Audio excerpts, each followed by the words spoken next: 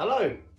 So today I'm going to show you a few tips on how to use a foam roller.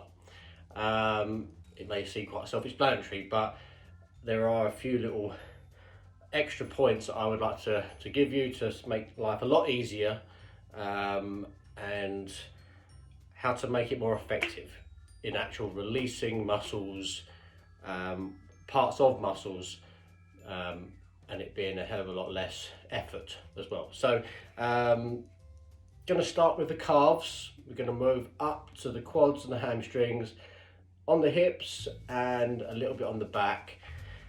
It's your foam roller, so you can use it on arms and chest if you need to. I'll let you guys have a little play around with that one, but the main groups, as I said, legs, hips, a little bit on the back, which is slightly different. But again, a few tips that you can just keep repeating for each part of the larger muscle groups. So, hope it's helpful. Enjoy. So, starting with the calves. I'll do it from this angle so you can see exactly what I'm talking about. Nice and simple. The starting point is the belly of the muscle. This leg you can see is nice and bent. I'm comfortable with my arms. I'm just relaxed. Okay, so then just little rocking backwards and forwards. I'm not trying to do big, long strokes like that. I mean, I'm sure there's some benefit to that, but in comparison to how much effort is needed to do it, I wouldn't bother. So you can really kind of concentrate on the areas that you want to release as well. So it's not always about the whole muscle, it's about certain parts of it. So the three different angles, which you can repeat that process for pretty much most of the body, is straight, so you can do a little rock in the belly of the muscle. Like I said, that's a good place to start. Then you're going to do a 45-degree angle inside. Just turn the foot, okay, or roller. You can kind of see the calf moving over, and then you're going to hit a little more of the inside and turn the foot slightly 45 degrees that way, and that is for the lateral calf. So the reason why I say 45 degrees, generally that helps people kind of understand that I can feel that I'm on muscle most of the time.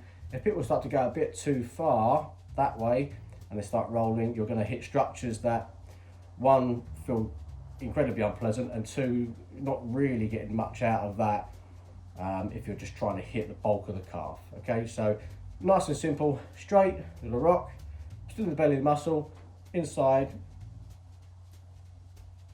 and then to the outside. So from there, you're just finding another part of that calf, either by going down or going up, and repeating the same process. I'm not putting a load of effort into it. Yeah, I'm not trying to tense the calf or drive my calf into it. Relax it. Yeah, if that isn't doing enough, as I said earlier, some depends on the calves. It depends on the roller you're using. So if that is not enough, put the foot over that one. Okay, keep the same angles, and then just roll with that.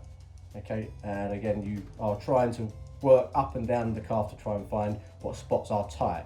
And once you do find that one there for me is quite tight, so I'm going to then turn that foot in, and I'm going to work in that angle, and I can feel, yeah, that is definitely where I want to work. Okay, again, same thing all the way over.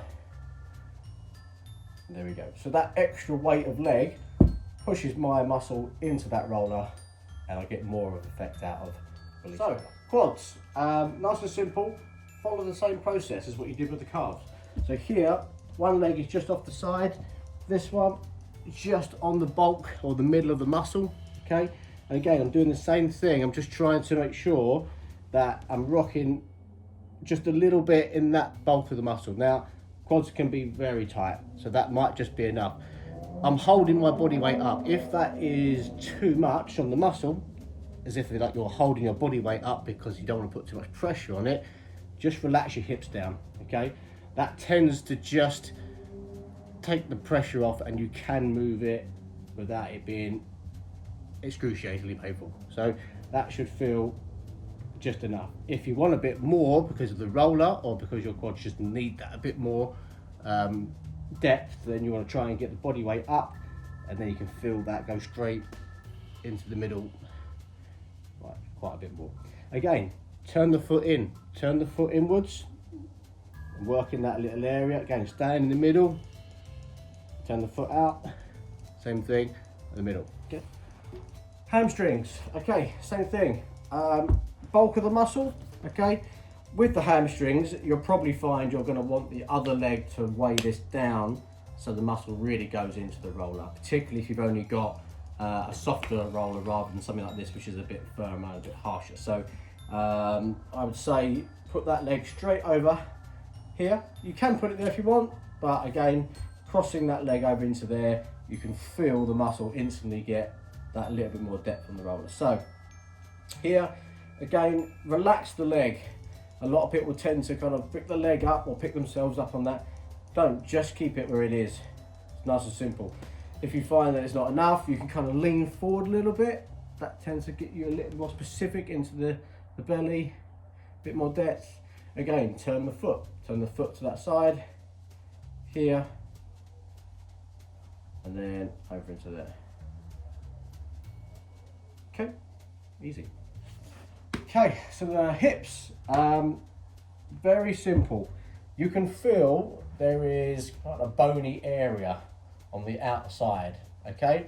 It's actually outside the top of the leg bone. So you're trying to work and release the muscles above it. We don't want to work down, okay? We want to work up. So we want to make sure that you're getting the bulk of this muscle around this area, okay? So nice and simple. You can use that leg bone on the outside as a guide. So you will feel, just by even having your hand there, you can kind of feel where that leg bone is. Again, I'm completely on the side here, all right? I'm not doing any angles or anything like that just yet. Again, we're going to try and use that as a guide. We're going to roll that down onto the hip there. Now, in this position, this might be enough. If this area is very tender, just above that, you'll find that that's just about all you need. If you want to actually get more depth into the muscle, you can't really feel it, you want to go down a bit more from the hand to the elbow, okay, and then you can feel exactly what you're working. Again, little rock, particularly in this area, because what you're trying to work is very short, okay? It's not long quads or hamstrings, you're just trying to work that. Again, how long are you doing this stuff for? Well, I would normally say around about 30 seconds to a minute on each one. You don't want to spend all day doing it, but it's really finding the spots that you need to release. So don't have to do a minute here and then a minute doing that 45-degree angle. You might find that just that one there is really tight, so just spend a bit more time on it. Yeah, again, all this, you play around with it a little bit yourself. There's no strict guideline really. This is just what I believe is more effective for myself, so hopefully you can follow the same. So I've done the side, I've done the 45-degree angle forward, and now I'm going to come back. You can see what I'm trying to use is the rest of my body to make it a bit more relaxing. You know, you'll see a lot of people holding up and down and doing stuff like this. Just chill out a bit, you don't have to. So here, that there. Again, if you get a bit confused about where you are, use that guide again to come back up and go, right, I need to kind of reset really. Use the outside of that leg bone, yeah, drop down slightly. I can feel that's in the load of muscle.